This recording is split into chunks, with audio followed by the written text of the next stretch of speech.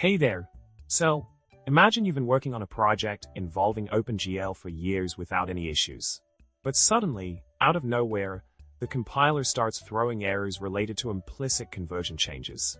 The particular problem arises when dealing with functions like glUseProgram that require a glElement, but you're only able to retrieve values using glGetIntegerv, resulting in a sign conversion error.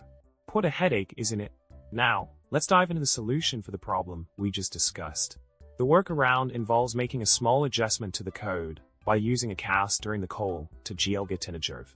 By doing this, you can potentially bypass the need for the intermediate variable while still converting the signed glit to the required glElement in a single step. The code snippet that showcases this approach is glGetIntegerv gl_current_program static_cashlin* in program. It seems like a neat trick, right?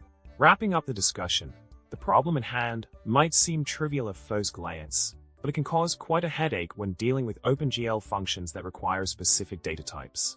The solution provided offers a streamlined way to handle the sign conversion error without the need for an additional variable.